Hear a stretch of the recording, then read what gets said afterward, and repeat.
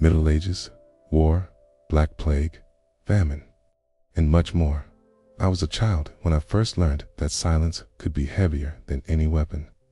It wasn't the silence of a peaceful evening or the calm before sleep. It was the silence that settled.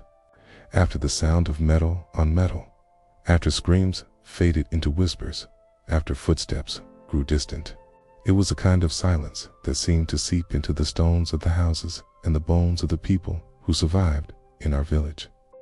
Mornings began with the smell of bread, but even that had begun to fade. The baker's oven, once filled with loaves for the whole street, now worked only some days.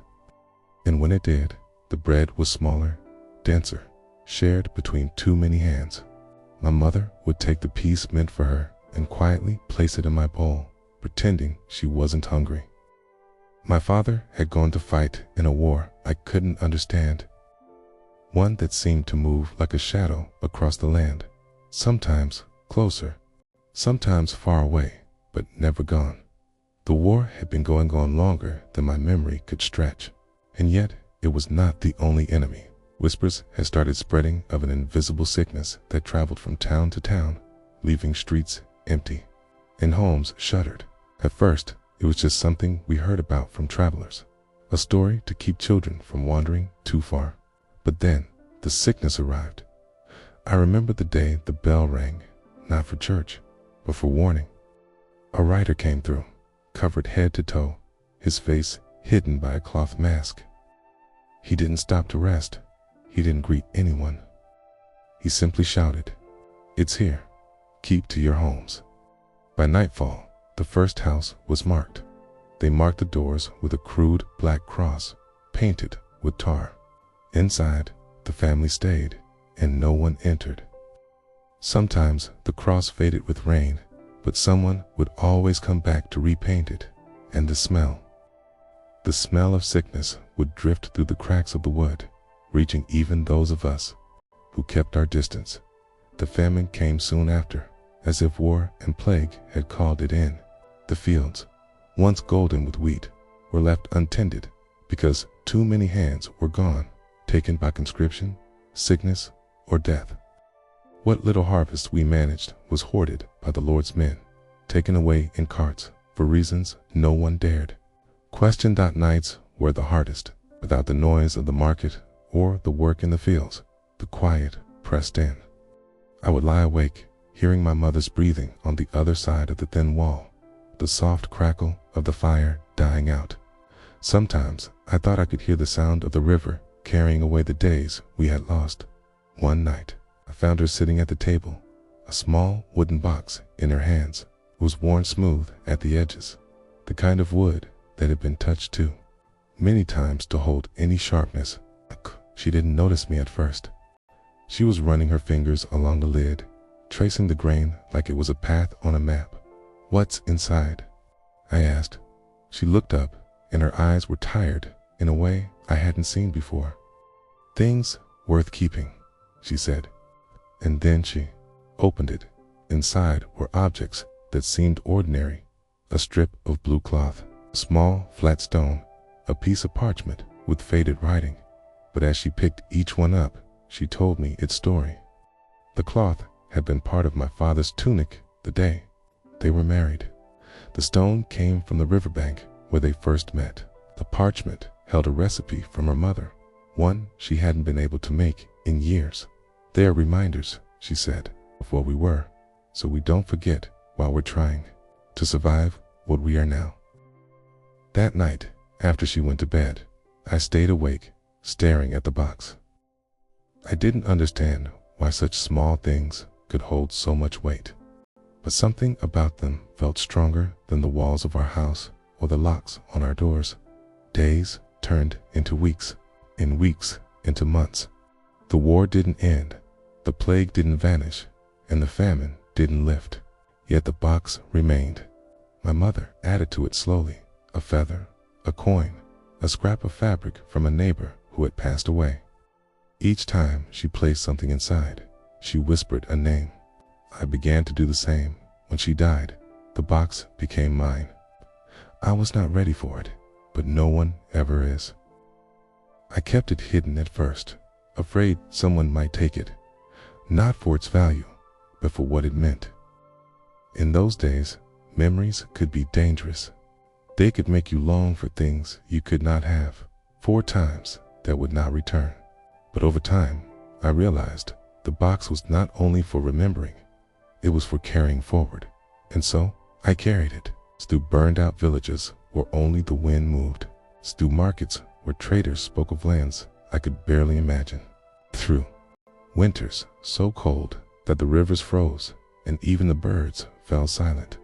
There were moments I thought of leaving it behind, moments when it felt like another weight to bear in a life already full of burdens. But each time I touched the smooth wood, I felt the warmth of the hands that had held it before me. And I knew it was not just a box. It was a promise that even in the darkest of times, we would not let go of who we were. The box became the only constant in a world that seemed determined to change without warning. Seasons blurred together, not by the colors of the fields or the height of the river, but by the faces that were gone. One winter, the plague returned with a hunger that rivaled the famine. Whole families vanished in the span of days, their homes sealed behind the black cross. The bell tolled so often it lost its meaning, becoming just another sound in the wind. I kept moving. I didn't know if I was running from something or toward something, perhaps both. The roads were no longer safe if they had ever been.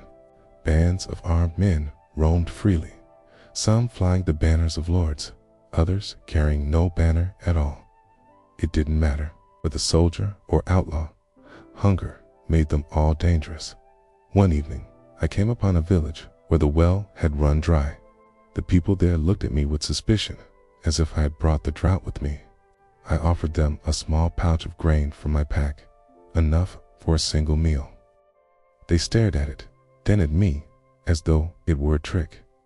In times like these, kindness was a language most had forgotten. An old woman, her back bent and her hair white as frost, took the grain. She pressed something into my hand, in return a thin strip of parchment with a prayer written in a script I couldn't read. "For your box," she said. Her voice was so faint, I wondered if it was meant only for me. I added the prayer to the box that night under the weak light of the moon. I didn't know what the words meant, but I could feel them. They were heavy in a way that had nothing to do with weight. Travel became harder with each passing month. Adela shifted like a restless animal, changing direction without warning. Sometimes the fighting was far enough away that you could almost pretend it wasn't there.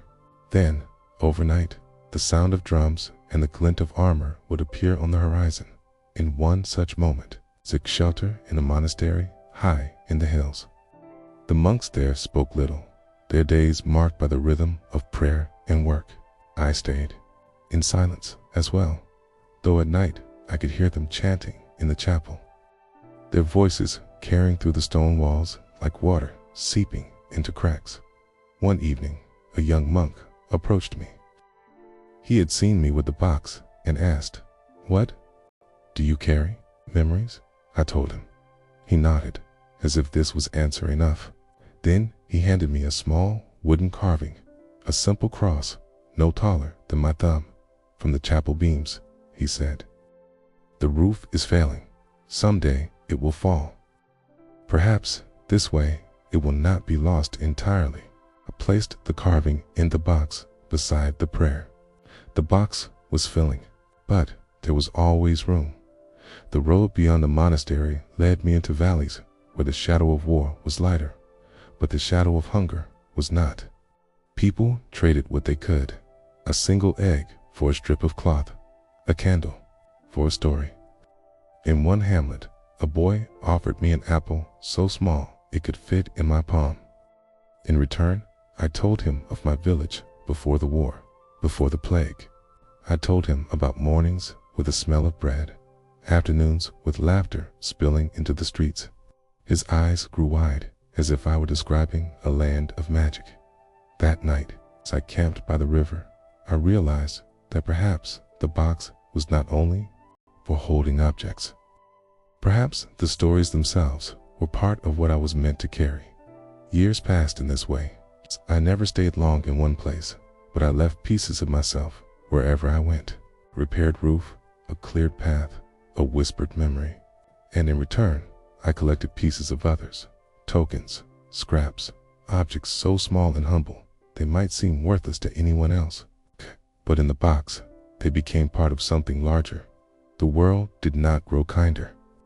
The war shifted again, and the plague crept back like an uninvited guest.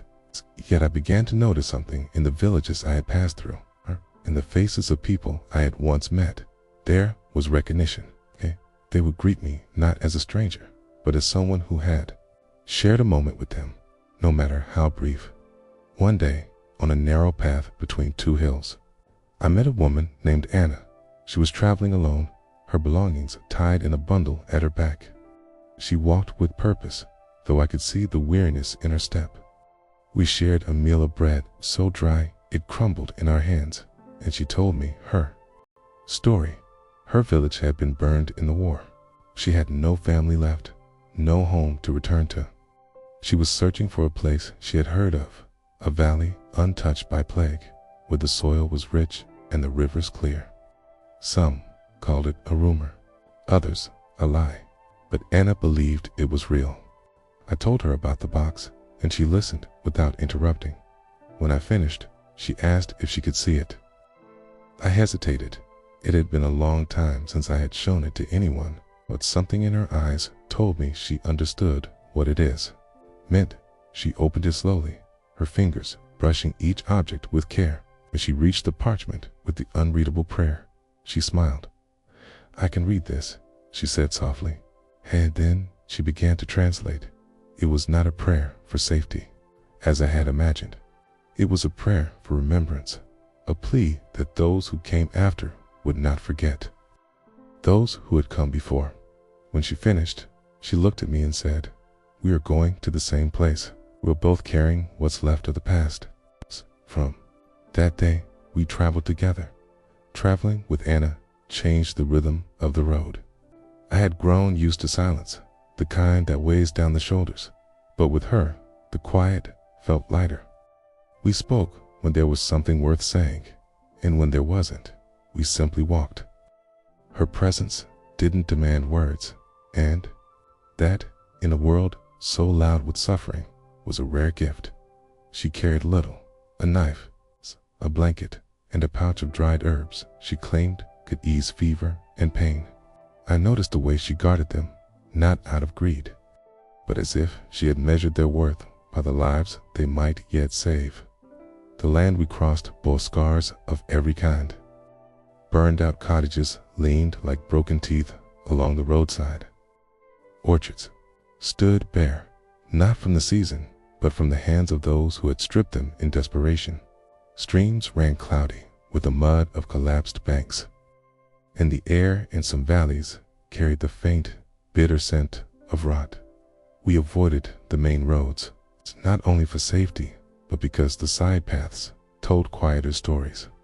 In one meadow, we found the remains of a small festival, a collapsed tent, a wooden mask half buried in the grass, and a scattering of beads that shone faintly in the sunlight. Anna knelt, picking up the mask. "This was meant for dancing," she said, brushing dirt from its surface. Without a word, I opened the box. She hesitated, then placed the mask inside. As days turned into weeks, this box began to feel like something we both carried, even though it remained in my pack.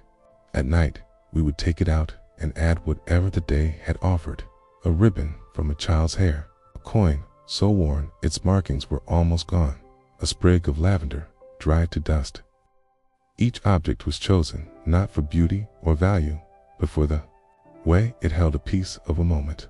The closer we drew to the valley, the more we heard about it from others. Some spoke of it with longing, as if it were a lost homeland.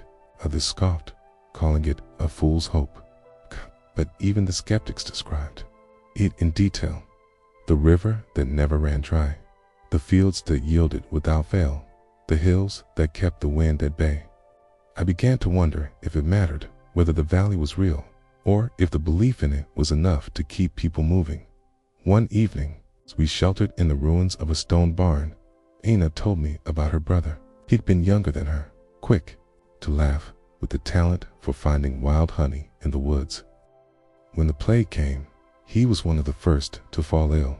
She kept him company through the fever, holding his hand until it went cold. He asked me, just before the end, to take him somewhere beautiful.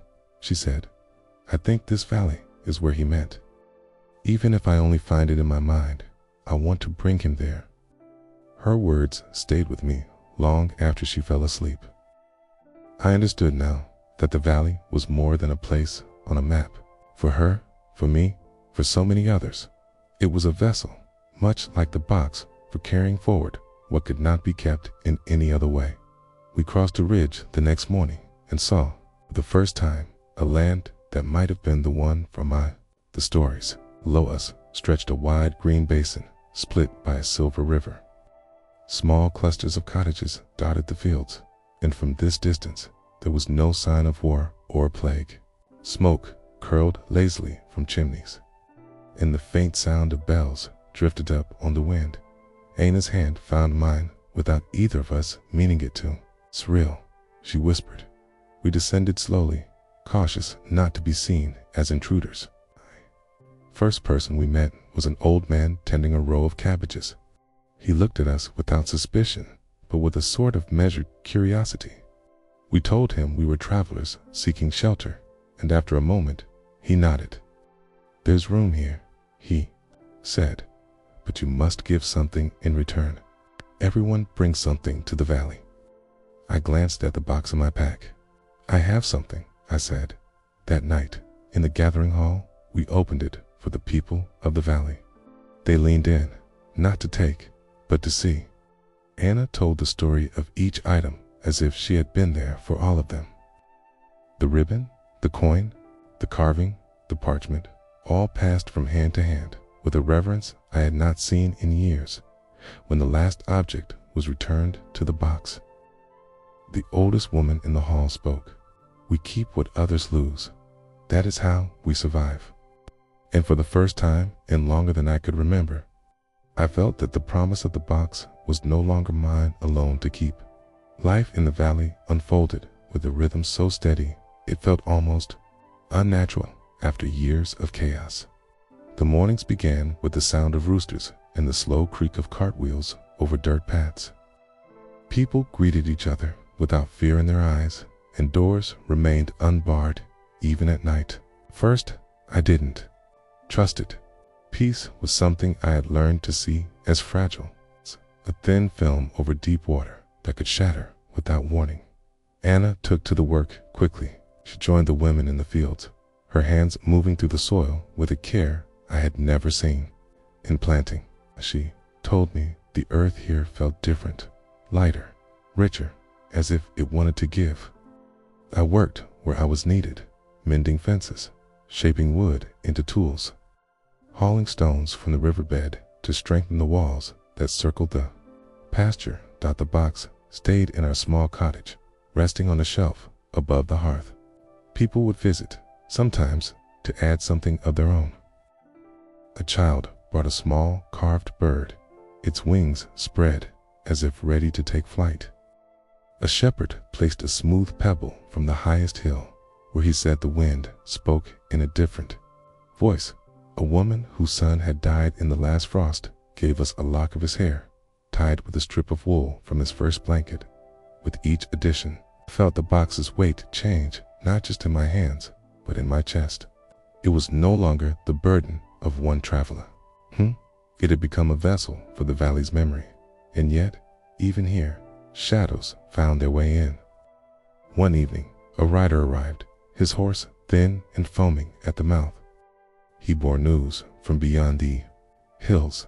The war had turned again, pushing armies toward the western passes. Villages like ours, once thought too small to matter, were being swept into the path of soldiers searching for food, for shelter, for anything they could take. The elders gathered in the hall that night, I watched them argue, some urging that we fortify the valley, others saying we should prepare to flee. Anna sat beside me, her face still, but her fingers restless in her lap. When the voices grew too loud, the oldest woman raised her hand. "We are not without defenses," she said. "What we keep here cannot be taken by force, but we must be wise about how we remain."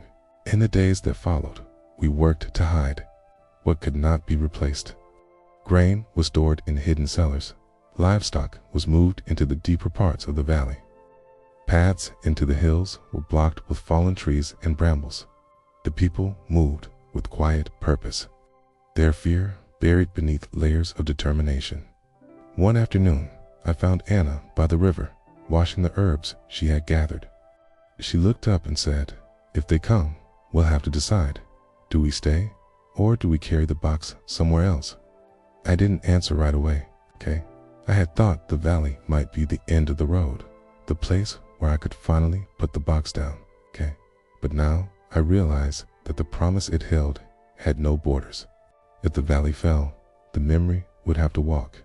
Again, that night, added something of my own to the box for the first time in years. A small piece of the wood from our cottage door. I placed it inside without telling Anna, though I think she noticed. It was a reminder to myself, even the safest places can become part of the journey. Weeks passed, and the threat did not come. The writer's news may have been wrong, or the armies had taken another route, but the air had changed.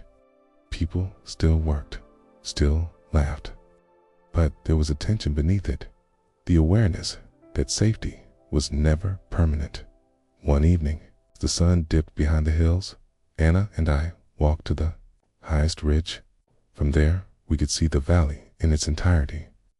The river winding like silver thread, the fields glowing in the last light. She took my hand and said, "If we have to leave, we'll take it all with us. Not just the box, but the way we live." I understood then that the box was not only a keeper of the past, it was a seed for the future. It began with smoke on the horizon, not the thin, lazy smoke of hearth fires or field burning. This was thick and dark, the kind that climbed into the sky like a warning. From the ridge, we could see it rising in the west, beyond the line of hills. It spread slowly, as if the wind itself carried news before words could dot. By midday, the first riders arrived. They were not from the valley. Their clothes were torn, their horses gaunt, their faces drawn with exhaustion. They spoke of a nearby settlement burned to the ground, its people scattered or taken. The army was moving this way, the elders called. Another gathering in the hall. The air was heavy with the smell of damp wool and firewood. People spoke in quick, sharp voices, some insisting we fight, others saying we should flee before the soldiers arrived. No one mentioned surrender. Anna stood and said what many were thinking, but few dared to voice. "If we leave, we take the box." A murmur moved through the room. Some nodded, others frowned. The oldest woman looked at me, her gaze steady. "You have carried it this far. Will you carry it again?" I did not hesitate. Yes, the decision was made in fragments. Some would stay to guard the valley as long as possible. Others, especially the children and the elderly, would leave that very night, slipping through the lesser-known paths into the mountains. Anna and I were among them. We packed in silence. The box went into my pack, wrapped in cloth to keep it from being damaged. Round us, people moved quickly, but without panic, their fear sharpened into purpose. I saw the shepherd place his pebble back into the box, whispering something to it before closing the lid. The woman who had given the lock of her son's hair kissed it once more. That night, under a moon veiled in clouds, we left the valley. The air was cold and damp, carrying the distant sound of hooves. We moved in single file through the trees. Every footstep measured. The children were told it was a game, a silent march where no one could speak or the forest spirits would hear. They walked with wide eyes, holding the hands of those beside them. By dawn, We had reached the high pass. From there, we could see the valley far below, still untouched. The river glinted in the light. The fields lay quiet. It looked, for a moment, as if nothing had changed, but then, faint as the breath of the wind, we heard it, the low, rolling beat of war drums. We moved on. Days blurred into nights. The mountains were harsh, but they offered cover. We found shelter in caves, in abandoned shepherd huts, under the thick boughs of ancient pines. The box stayed close to me, never out of reach. Each time I opened it, the scent of lavender, wood, and wool seemed to rise from within, as if the memories themselves were breathing. One evening, as snow began to fall, Ina sat beside me by the fire. "Do you think we'll ever go back?" she asked. I looked into the flames, searching for an answer. "If we do, it won't be the same valley. And if we don't, maybe the valley was never meant to stay in one place." She nodded slowly, as if she had known that all along.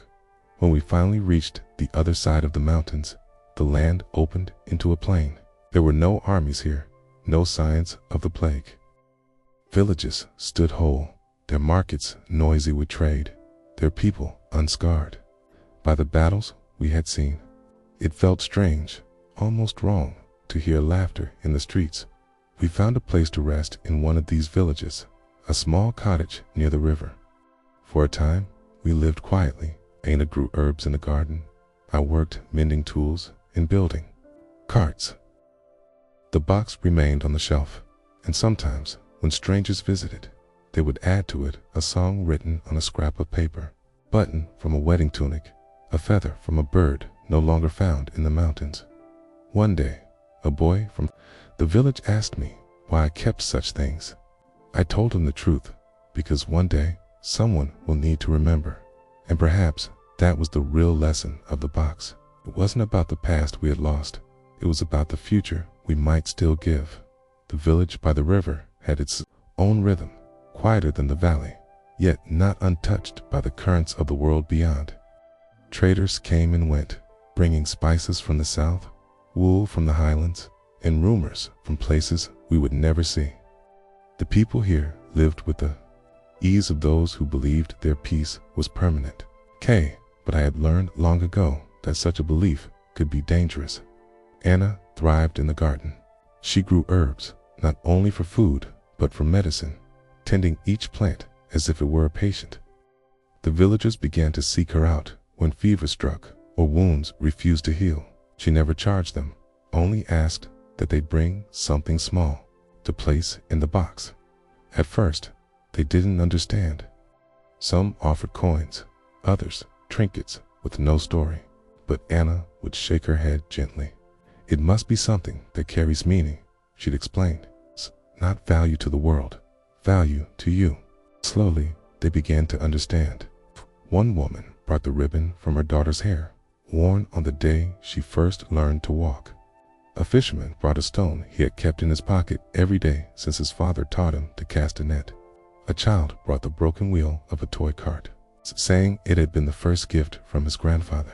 The box began to fill again, not with remnants of loss, but with tokens of life as it was being lived.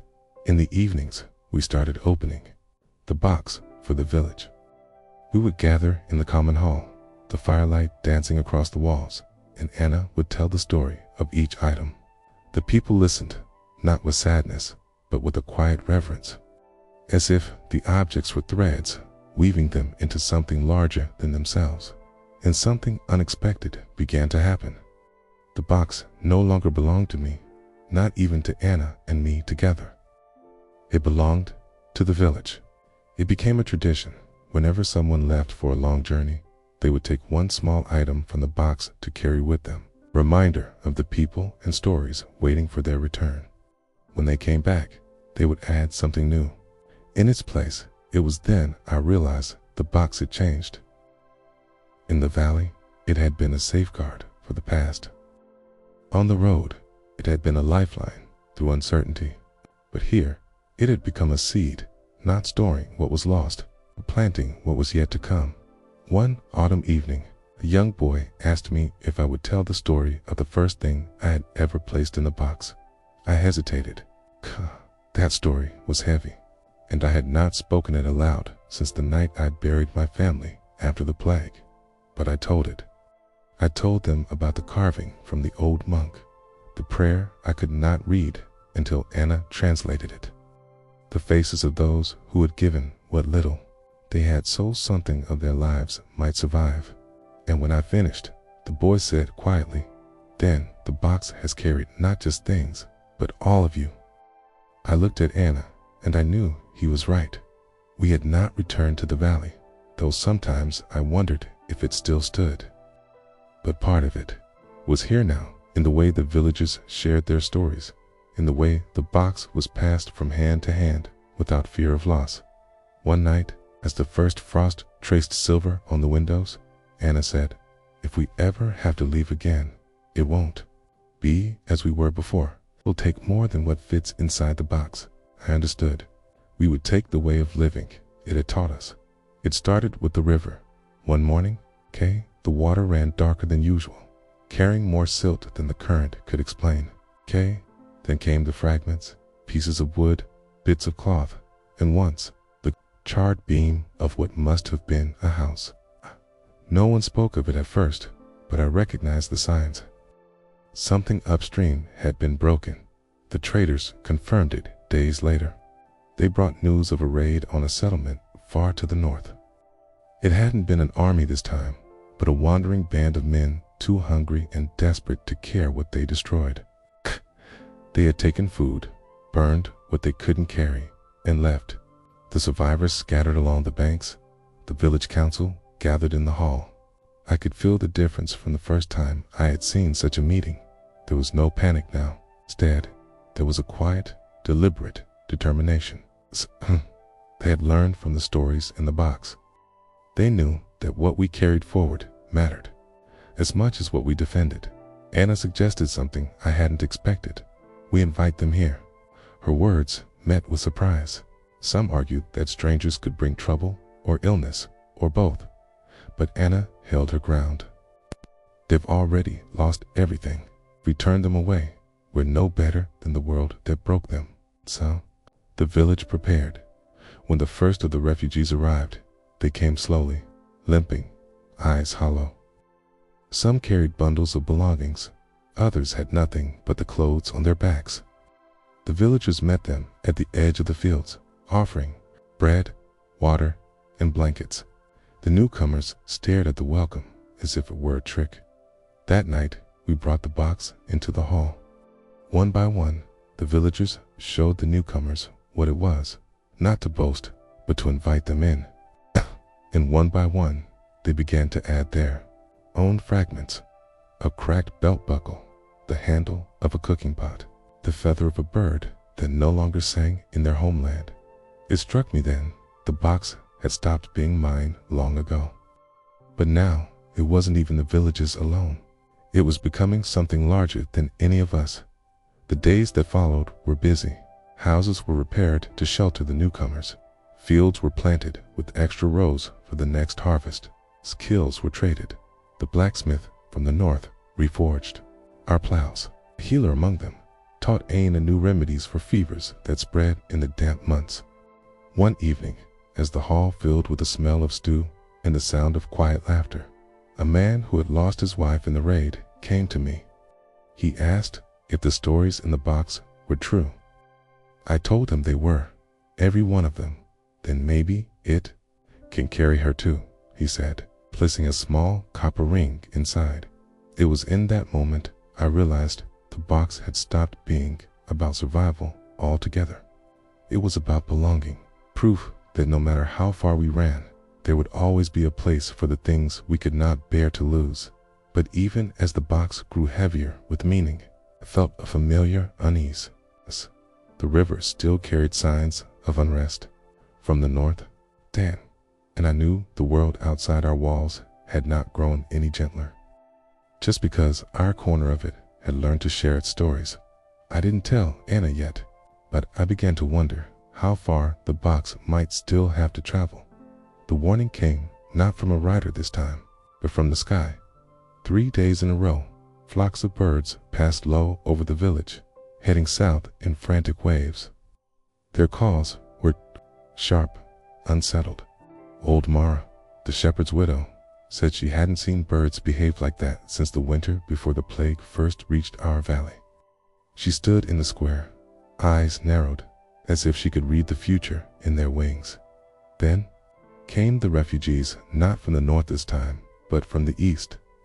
They arrived on foot, in carts, carrying what they could. Some bore wounds, others a sickness that hollowed their eyes and turned their coughs ragged. We kept them apart at first, tending to them outside the village walls. Anna worked among them, her hands steady even when her breath quickened with fatigue. Their stories were fragmented, carried in broken sentences and fevered whispers. Armies on the march again, fields burned, wells poisoned, villages emptied in the dead of night. The same old song the world had been singing for as long as I'd been alive. The council met again. And this time the choice was harder. The village had grown since we'd arrived, but so had its needs. Our stores could not last through the winter if we took in everyone. Yet no one spoke of sending people away, not after what the box had taught us. We can share, one of the elders said, but we must prepare. If the war comes here, it won't matter what's in the box if we're all gone. That night, Anna and I sat by the hearth, the box between us. She ran her fingers over its lid, tracing the iron hinges. "Do you ever think it might be time to leave it behind?" she asked. I looked at her, surprised. "Leave it?" She nodded slowly. "Not abandon it. Give it to someone else. Maybe it's meant to keep moving, even if we stay." The thought unsettled me. For years, the box had been my constant. God had crossed mountains and rivers, carried grief and hope in equal measure. The idea of parting with it felt like cutting away a part of myself. But Anna was right about one thing. The box's power had never come from where it rested, but from where it went next. The next day, I spoke with the elders. We decided to prepare the box for travel, just in case. We reinforced the lid, replaced the cloth inside with one woven by the women of the village, and added a small leather pouch filled with seeds from our fields. If the box must walk again, Mara said, let it plant as it goes. A week later, the decision was made for us. Scouts returned with word.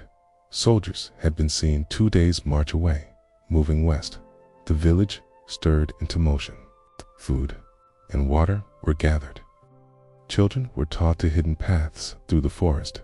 The sick were moved to safer shelters. And the box was given to me again. "You carried it through worse," the oldest elder said, pressing it into my hands.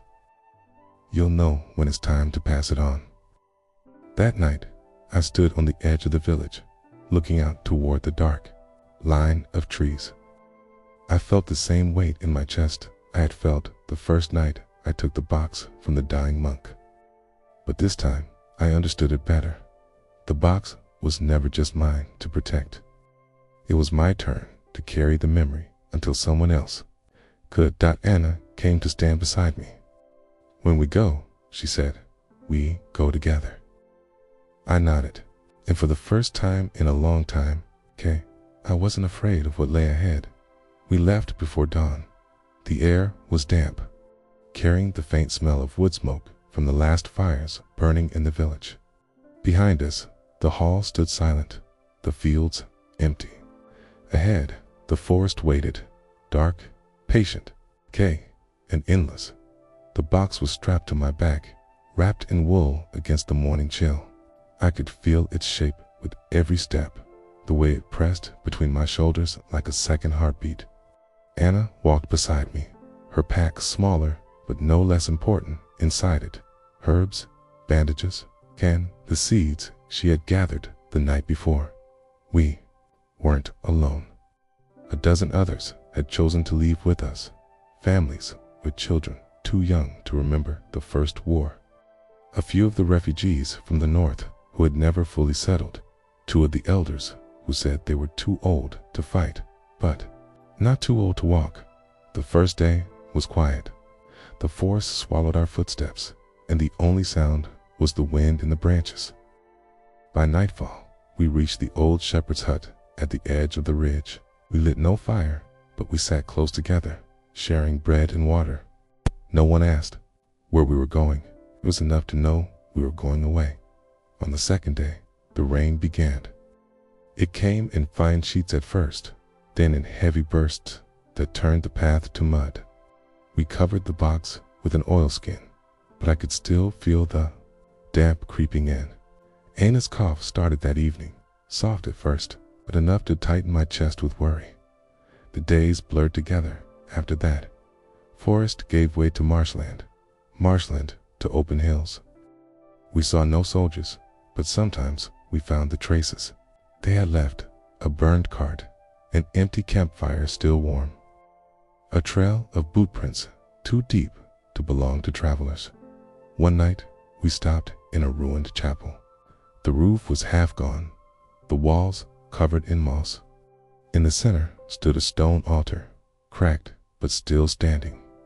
We set the box there while we rested, and for a moment it looked as if it belonged a small reliquary in a forgotten shrine.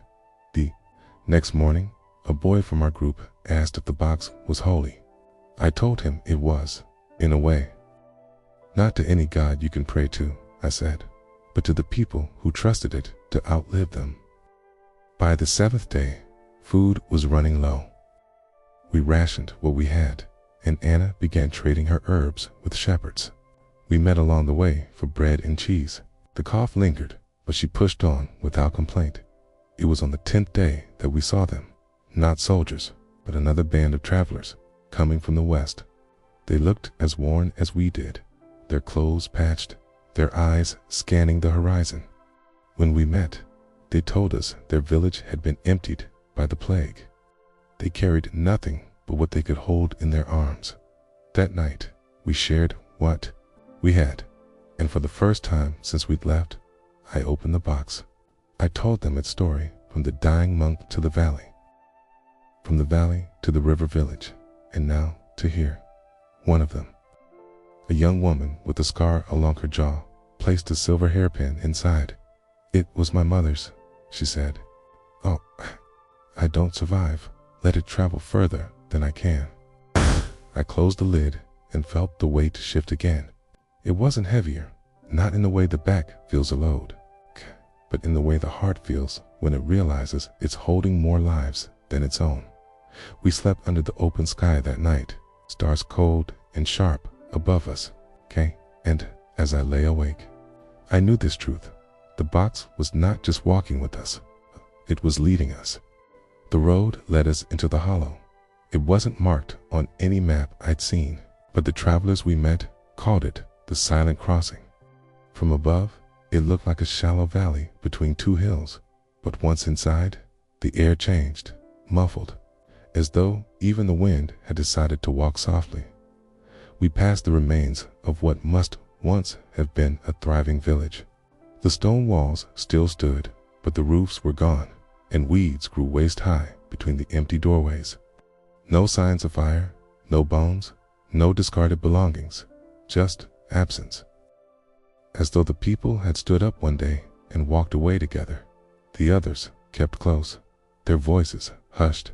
Even the children, usually restless, walked without a sound. We stopped near the old well in the center of the hollow.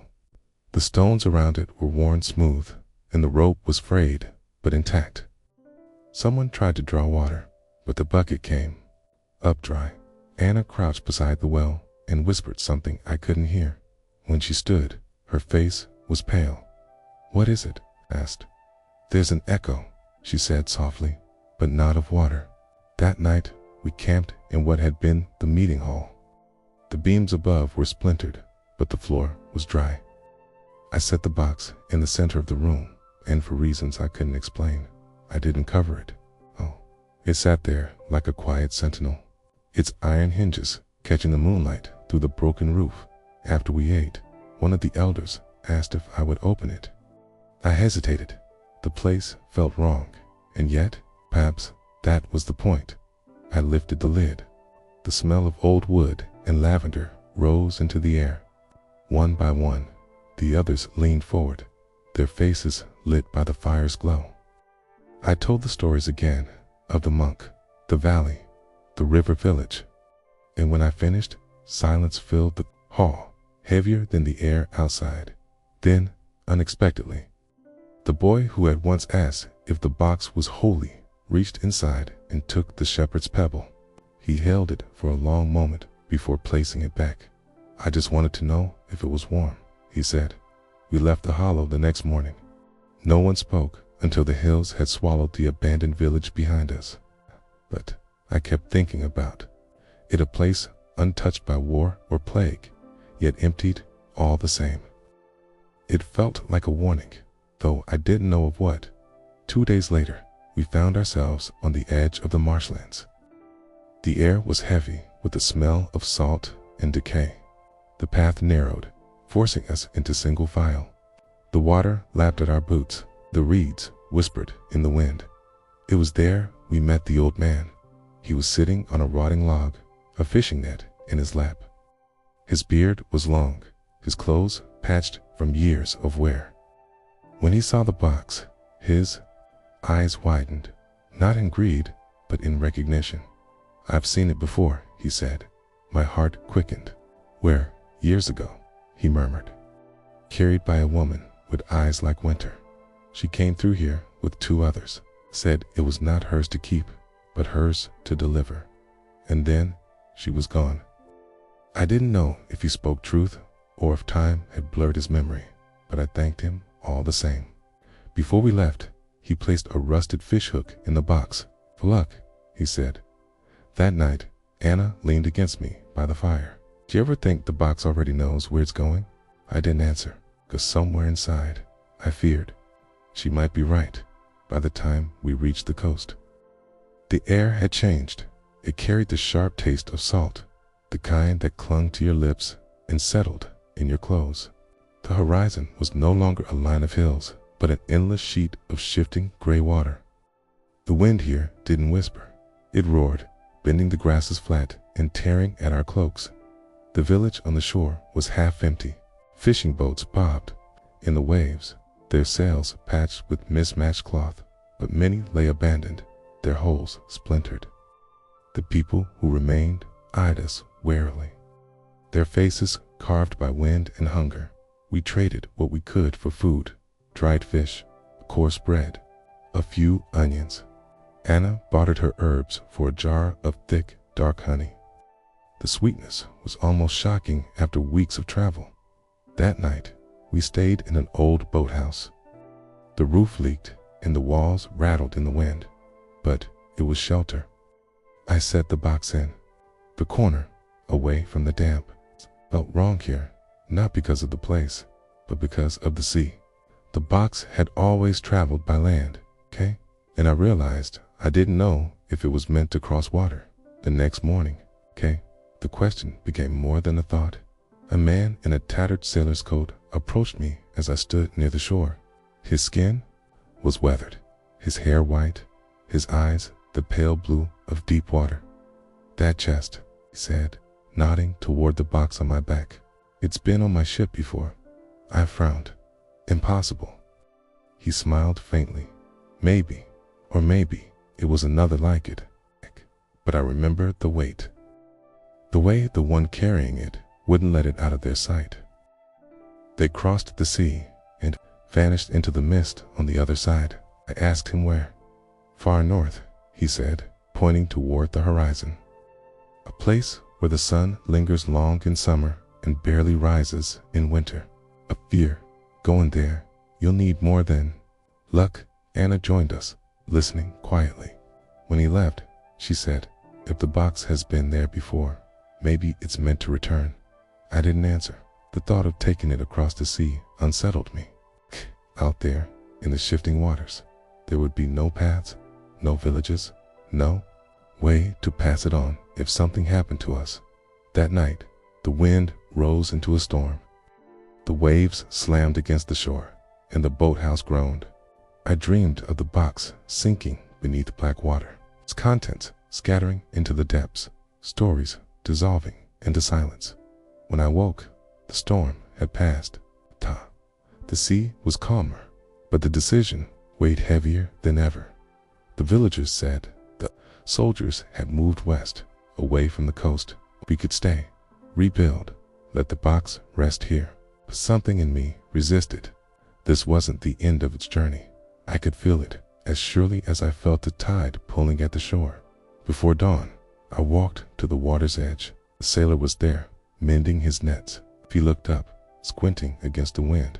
If I asked, "You two take us north," I said, "would you?" He studied me for a long moment. "If you can pay the sea's price," he said, "I'll take you." I didn't yet know what that price would be, but I had a feeling it would not be measured in coins. We left the shore at dawn. The air was sharp and cold. It's good, the kind that seeps into your bones before you've even left the land.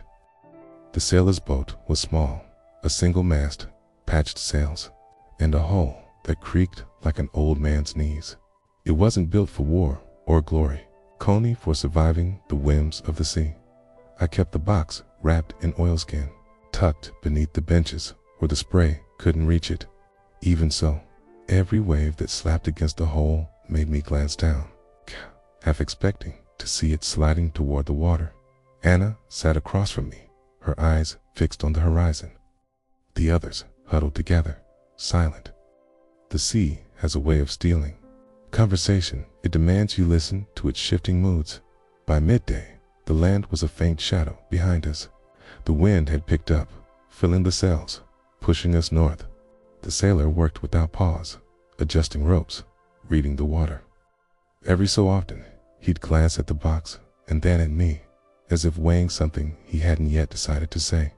That night, we anchored in the lee of a rocky island. The wind screamed around the edges, but in the cove, it was calmer. We ate dried fish and hard bread, our breath misting in the cold. The sailor finally spoke. "You know," he said, "the sea doesn't forget. Things lost to it, they stay here. Sometimes they rise again, sometimes not." I asked if he meant ships. "Ships, people, stories," he said, "are the same to the water." The next morning, the waves grew taller. The boat rocked hard enough to make my teeth clack. Water spilled over the sides, soaking the planks. I checked the box constantly, making sure the wrappings held. By the third day, the wind had shifted, driving us east instead of north. The sailor frowned at the sky. "We'll have to ride it out," he said. "Fighting the wind is how you end up feeding the sea." That night, the storm found us. It came fast. Black clouds rained like thrown stones, waves that lifted the boat and dropped it with bone-shaking force. The mast groaned, the ropes screamed, and somewhere in the chaos, a wave slammed across the deck, sweeping the box from its place. I lunged, catching it just before it hit the water. The force of it nearly pulled me overboard. My hands burned. From the rope, my arms ached, but I pulled it back and held it against me like a living thing. Anna was at my side in an instant, helping me lash it to the mast. Her hair was plastered to her face, her eyes bright with fear. "Don't let go," she said, though we both knew I wouldn't. By morning, the storm had passed. The sea was calmer, but the air felt heavier, as if the storm had taken something from us we hadn't yet realized. The sailor didn't speak for a long time, steered toward the faint line of land ahead. When we finally reached the shore, it was not the place we'd aimed for. The coast here was jagged, the cliffs high and dark. Strange stone towers stood on the ridges, watching us like sentinels. The sailor shook his head.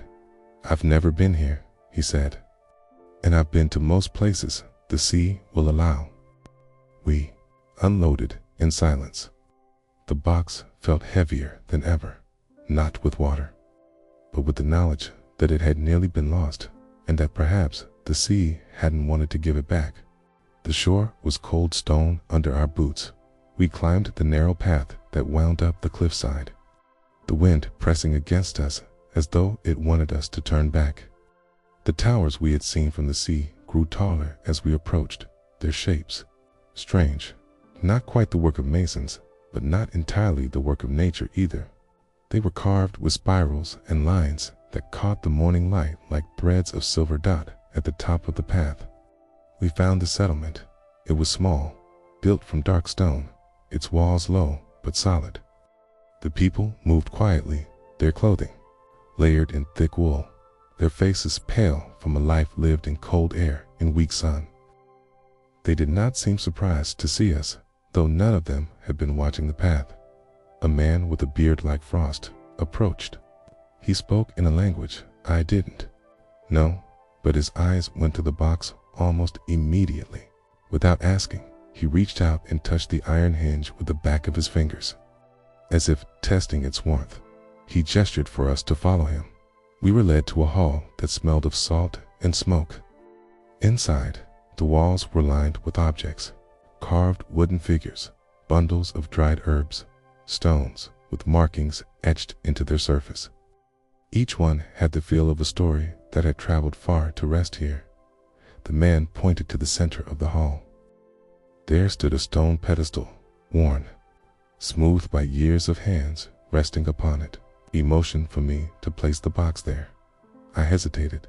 Anna caught my eye, and in her nod, saw both permission and warning. I set the box down. The man opened it without ceremony, his fingers moving gently over the contents. The pebble from the shepherd, the silver hairpin, the fishhook, the seeds, wrapped in cloth. He did not take them, only studied them as if reading a language written without words. When he closed the box, placed his hand over it, and spoke. I didn't understand the words, but the tone was one of recognition, the kind you give to something you've been waiting for.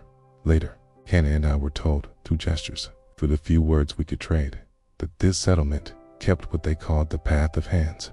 It was a tradition, older than their own walls, to pass certain objects from one life to another, across lands, across generations, each carrier adding something before moving it onward. The man pointed to the sea, then to the north, a T, then to us. Understood. The box was to travel again. It's not here, not now, but soon. That night, we slept in the hall beside the box. The wind howled outside, but in the stone walls, it was a muted sound, almost like breathing. I dreamed of open tundra, of rivers frozen in silence, of the box resting on snow under a pale sun. When I awoke, Anna was already sitting up, her hand on the lid. It's strange, she said softly. I don't feel like we own it anymore. Smiled faintly. Maybe we never did, they told us, with gestures, drawings in the ash, and a few halting words, that the box could not simply leave. It had to be sent. For a day and a night, the settlement prepared. Women in heavy cloaks wove cords of dyed wool, as men carved small wooden tokens. Children gathered driftwood from the shore and brought it to the hall in bundles. Every step had a rhythm to it, as if this farewell was as old as the stones beneath our feet. Anna and I helped where we could. She worked alongside the women, her fingers nimble in the weaving. I helped the children carry wood, their laughter like brief cracks of light in the cold air. By the second evening, the hall was transformed. The walls glowed with firelight, and the floor was covered in woven mats.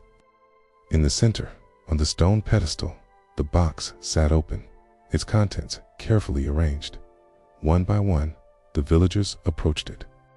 Each placed something inside: a smooth stone, a sprig of dried heather, a strip of cloth, a carved bone the size of a finger. No one explained the meaning of these gifts. They didn't need to. When it was our turn, Kena placed a small bundle of her remaining herbs into the box. For healing, she whispered. I took the cord I'd been given to weave and laid it across the top. For binding, I said.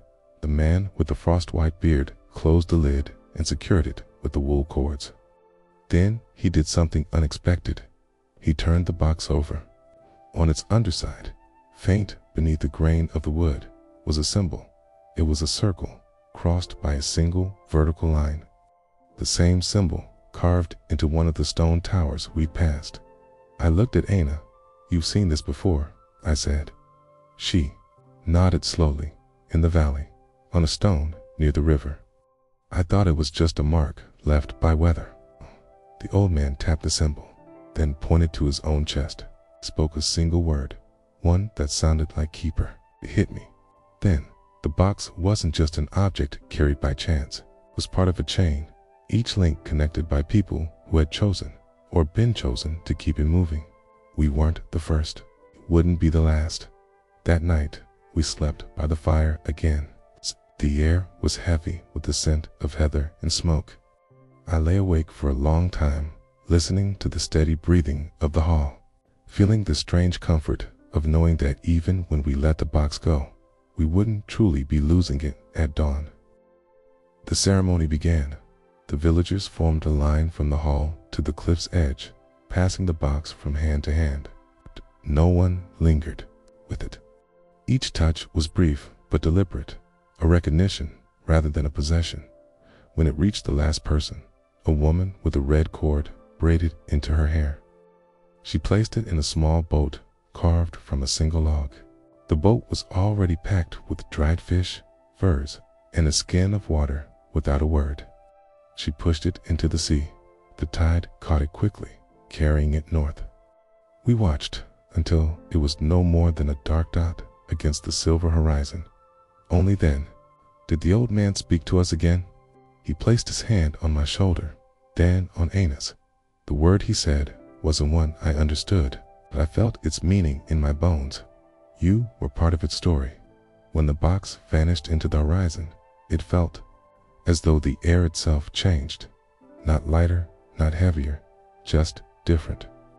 As if a thread we'd been holding had finally slipped from our hands. Anna stood beside me, her hood pulled low against the wind, her gaze still fixed on the water. "We could follow it," she said, though her voice carried no real question. I shook my head. "It's not ours anymore, if it ever was." The villagers began to drift away from the cliff's edge, returning to their quiet rhythm of life. Soon, only the two of us remained, watching the tide break against the black stone. When we finally turned back toward the settlement, the old man with a frost-colored beard met us at the path. He pressed something into my hand, a small, flat stone carved with the same circle and line symbol from the box's underside. "For remembering," he said in careful words. I kept it in my pocket, the weight of it strange, lighter than the box, but no less significant.